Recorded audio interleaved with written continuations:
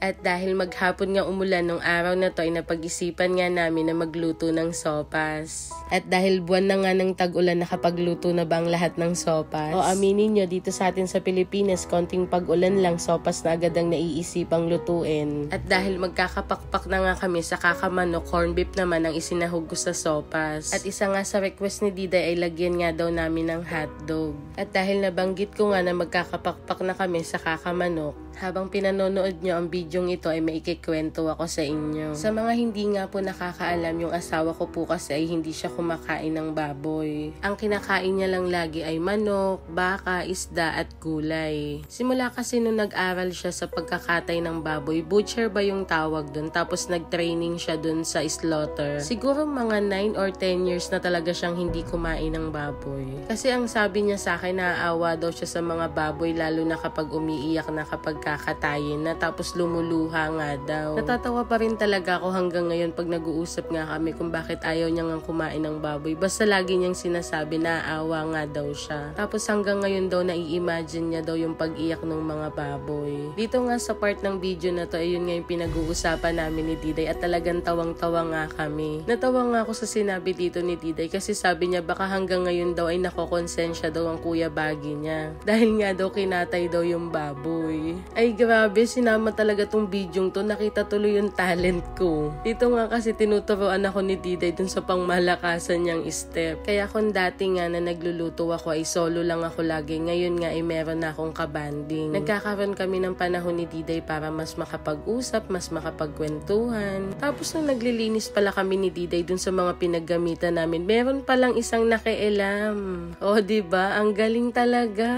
Pero alam niyo po, natutuwa talaga ako kasi unti-unti na natututo si Diday at saka si Baste. At proud ako at masaya ako nakasama nila ako sa journey nilang yun. Kaya kahit ano pang iba to sa akin na hindi magagandang salita ng ibang tao, ay okay lang sa akin, tatanggapin ko yun ang tatanggapin. Kung ang magiging kapalit naman nun ay ang magiging maayos ng buhay ni Diday at ni Baste, lalo na ng anak nila. Dahil isa lang naman ang gusto ko at gusto nating lahat, ang mapaayos at mapabuti nga sila Diday. At dahil nagboboring nga si Baste at wala nga daw siyang pinagkakakitaan, ay tinuruan ko na naman nga sila sa bago kong na-discover.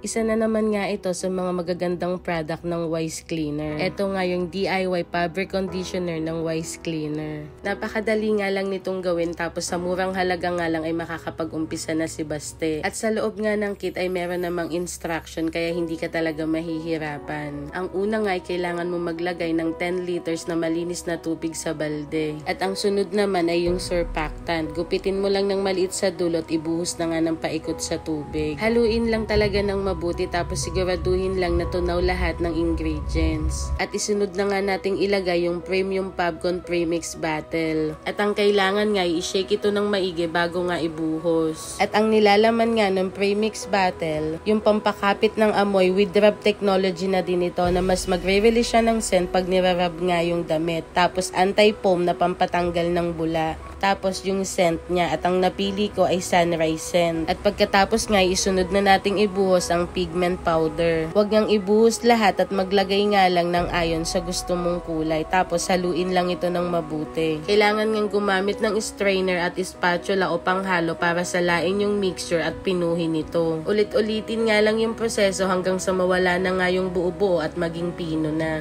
Pagkatapos nga itakpan na nga ng mabuti yung mixture. Tapos i-rest na nga ito ng 5 days. At sa 5 araw ngang yun ay kailangan mo itong haluin ng 2 beses sa isang araw. At pagkatapos nga ng 5 days ay pwede mo nang isalin sa lagayan yung Premium Fabric Conditioner ng Wise Cleaner. At ganun nga lang po kadali, as easy as 1, 2, 3, meron ka na agad pagkakakitaan. At good news po, dahil mamimili ulit ako ng mga masuswerteng mabibigyan ng blessing. Basta i-like, i-share mo lang ang bidyong ito at mag-follow ka sa Batcha TV. Yun lang po at God bless!